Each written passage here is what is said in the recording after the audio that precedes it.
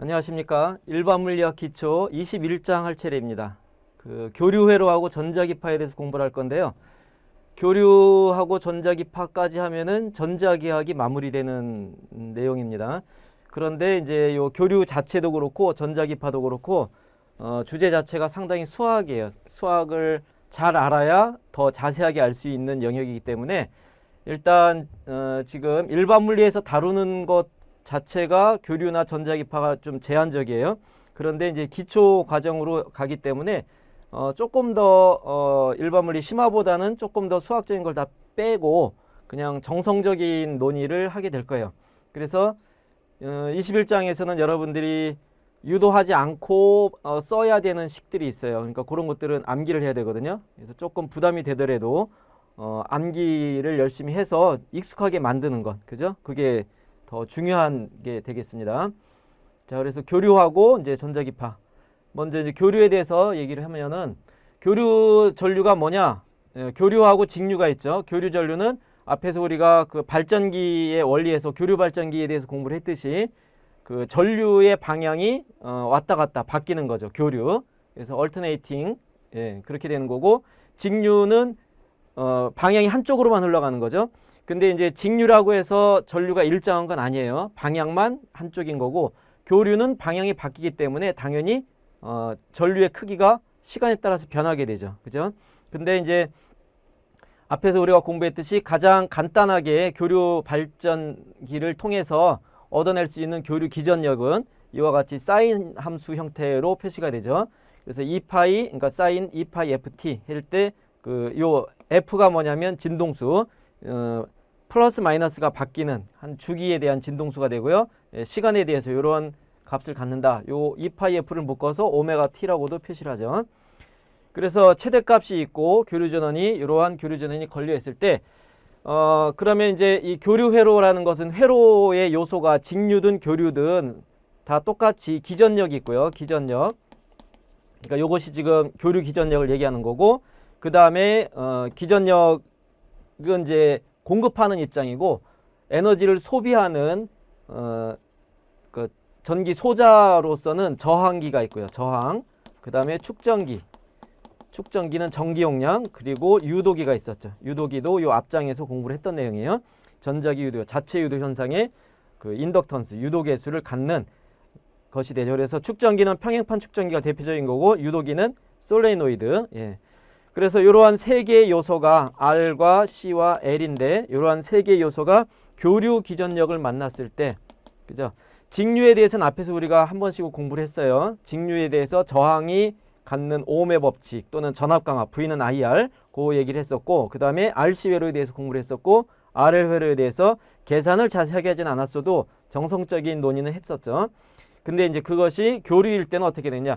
교류일 때는 직류하고 상황이 많이 달라요. 그래서 이걸 한 번에 분석하는 게 어렵기 때문에 일단 교류의 저항만 연결했을 때, 교류의 축전기만, 교류의 유도기만 연결했을 때에 대해서 각각의 이 회로에 이러한 기전력을 걸어줬을 때 이러한 요소에 의해서 회로가 반응하는 것. 회로가 그 기전력에 대해서 반응하는 물리량이 무엇으로 반응하냐면 전류가 됩니다. 전류. 그래서 이러한 기전력을 걸어줬을 때 이러한 그 전기 소자의 회로 소자에 얼마의 전류가 흐르느냐 하는 것. 그죠? 그래서 전류를 구하고자 하는 건데, 이때 교류는 기본적으로 시간에 따라서 다 변하는 성질을 갖고 있기 때문에 이제부터 기호를 쓸 때 소문자로 쓴 것들, 소문자로 표시하는 것들은 다 시간에 따라서 변하는 양을 표시할 겁니다. 그리고 대문자로 쓴 것들이 일정한 양. 그래서 최대값이나 아니면은 그 평균의 의미를 갖는 값들이 있는데 RMS 값, 그런 것들은 이제 대문자로 표시를 하게 됩니다. 그래서 요것들이 이제 기호에 따른 약속이다. 그렇게 하면 되고요. 자, 그래서 제일 처음에는 교류 기전력에 저항만 달려 있을 때 그때를 보자 하는 건데요. 자, 저항의 경우에는 그러니까 이 회로를 본다는 얘기는 그 회로의 소자에 걸리는 전압과 거기를 통과하는 전류의 관계잖아요.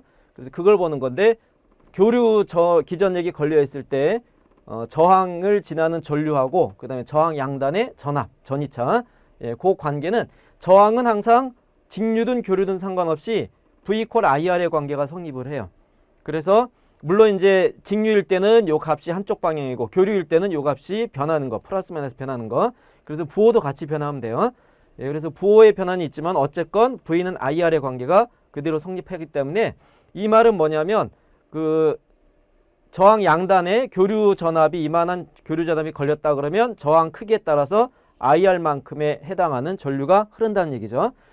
그래서 이 교류 기전력이 교류 전원이 지금 파란색으로 이런 식으로 전원이 걸리면 전압이 걸리면 이 전압이 최대일 때 정비례가 있기 때문에 전류도 최대가 돼요.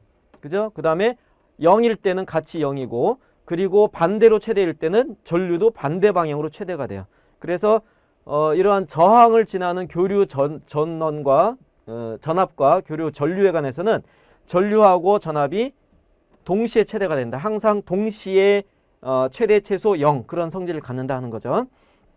그런데 지금 우리가 전원에 대해서 교류 기전력이 사인 함수로 표시됐죠. 사인 곡선으로. 그러면 이제 전류도 똑같은 방식의 사인 곡선인데 이제 차이점은 크기, 진폭은 달라요. R에 대응하는 만큼 진폭은 다를 건데 이때 사인 곡선으로 표시되면은 이게 지금 그러니까 X축은 시간축이고 Y축이 전류나 전압인데 사인 곡선의 가장 기본적인 것은 사인 세타 해서 각도가 되죠. 각도.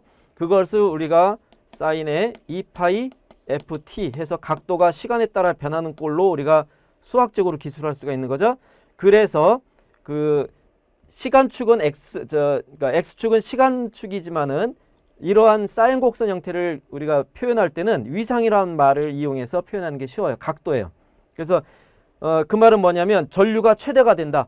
그러면 전류가 최대가 되는 특정한 시각이 있지만 이 시각에 대응하는 각도로 환산하면 이게 사인으로 표시가 되면 90도가 되는 거죠.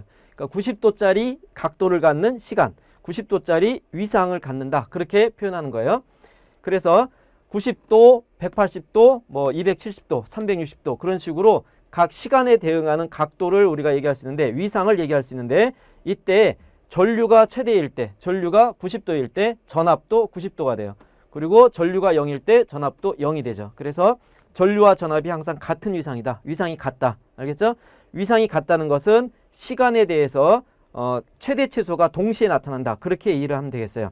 그래서 전류의 전압이 교류 기전력이 그대로 저항에 걸려서 이러한 전압이 걸린다 그러면 이 저항을 지나는 전류도 마찬가지로 사인 2파이 ft 그러니까 같은 진동수의 각도가 같은 각도가 되게 이제 달라지는 건 뭐냐면 진폭만 달라지죠. 그죠? 그래서 이것도 V는 IR의 관계에 맞춰서 진폭이 결정이 되면 되겠다 하는 겁니다.